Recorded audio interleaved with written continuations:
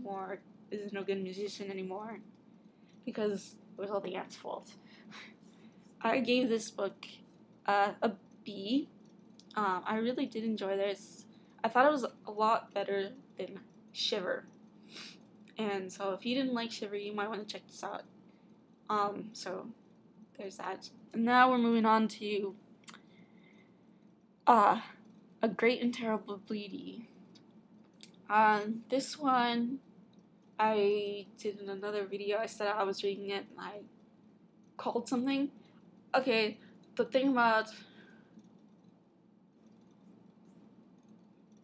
Felicity, no, I'm sorry, I can't remember now what I said. Okay, one thing was wrong, I got wrong, but I do think Gemma and Kardik, I'm saying this right, they had something going on. They have feelings for each other, or she does at least, whether it's, but I could see their relationship going a little further in the next books, and I do have that on hold for me at the library. I really enjoyed this story a lot. I really liked, Gemma, because, here she was, she didn't really want to fit into the mold of, Victorian girls at the time. She really cared about her mother. Her mother was very important to her, and she wanted her father to get better. She didn't like seeing her dad like that, so she cares a lot about her family. She starts caring a lot about her friends, and she starts to learn about her powers, and I think towards the end, she realizes she can't use her powers for what she was doing. She learns to be responsible for them, which was really good. Sorry. I do like a lot of the other characters. There was one, I'm sorry. Yes. I do like all the characters a lot. I thought they were very good.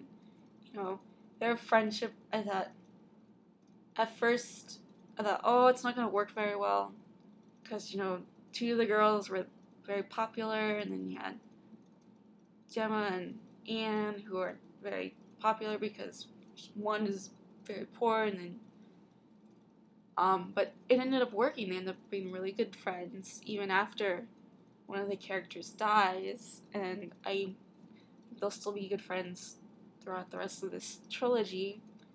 I could be wrong. I haven't read them yet, so I gave this book an A. I did really enjoy this. It has become one of my favorites now, and I've really started to like Libia Ray's work a lot, so that's really good. Okay, so the next review is going to be on Evernight, which is the story about Bianca and Luke, who go to Evernight Academy, which is a private school. Bianca is a new student there. Her parents just got a job there, and so she doesn't really want to be there. She wants to be back in her old town, at her old school, with all her old friends. And the reason her parents did that is because they wanted her to get over her shyness. They wanted her to be able to talk to people, be able to form new friendships easily, and that's why they did it. They're both teachers there. One teaches science, the other one teaches history. I do really like Bianca. I can sympathize with her about the shyness thing. She's also a very good student. Obviously, she has two teachers for parents. They're going to make sure she's a good student. She does fall in love with Luke, who is the main male lead character. Luke is also a new student there. He is there to try to redeem his family's name. His family went to that school like 100 years ago or something like that. It's a very old school. It's been there for a very long time. So his family got kicked out and were told never to come back to this academy. Why? I don't know. I didn't really. We'll probably learn later on. This is a vampire book, and in this series, the vampires are created like any normal. Every once in a while, a vampire is born to two vampires, that is Bianca. Bianca was, both her parents were vampires when she was born. She's their natural daughter. And it's very rare in their world. They do keep secret from humans, and the reason for the school is so that the teenage vampires can go there to learn how to interact with humans without giving away their vampires, and also to update on all the modern technologies. Like, they're learning how to use an iPod, how to use the newest computers, how to use a cell phone, which I actually think was very fascinating, because in most books with vampires, the vampires know everything about the new technology. It's like, well, with things changing all the time, how can they keep up? And in this book, she says, well, they have a teacher that shows them this way. The school is run by a headmistress who is a vampire as well. And Luke does find out that Bianca is a vampire because, well, she bites him.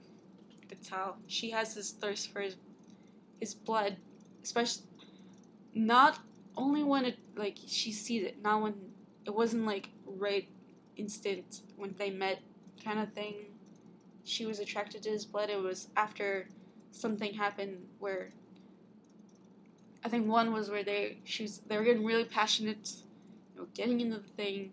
She starts kissing the neck, and she has that instinct to start biting. That was one instance. There was another where I think he cuts himself, not on purpose, on accident, and she starts, saliva's coming out and everything kind of thing. She's like so hungry. There's that. Overall, I really do enjoy this series. It's not, oh my god, kind of. It's very nice. It's refreshing kind of thing. The vampires are a little more traditional. They have the fangs and everything. They can go out in the sunlight, though. I don't know why. That wasn't told, but they can. I gave this book a B again. I will continue to read this series. By the way, this series is by Claudia Gray. Okay, so we're gonna move on to Beastly. Beastly is a book by Alex Finn. It's a retelling of Beauty and the Beast, and it's from the Beast's perspective. And he's this very popular kid in his school. He goes to a private school. He's the son of a rich guy. He's the son of a rich guy, and he is mean to all the students that are beneath him, that are ugly, all kinds of things. And the witch in the story decides, well, you can't be like that anymore. I'm gonna put a curse on you, and she turns him into a beast. Overall, I think this story was very enjoyable. It's not the Disney, Beauty and the Beast that we all love so much, but it was an enjoyable story. It had, an important message about, it's who you are inside that really matters, not what you look like on the outside. It's not how much money you have, kind of thing. And that was, a nice message. It's something that is still an important message in our society today. Even, it's going to be something that's important for a long time to come. So, I do like, the character of the Beast, or, he does change his name in the story because he feels that he deserves a name that is hideous, just like he is, so he changes it to Aiden. I don't know why that's Aiden's name, but he starts to slowly learn his lesson. He starts to realize that it is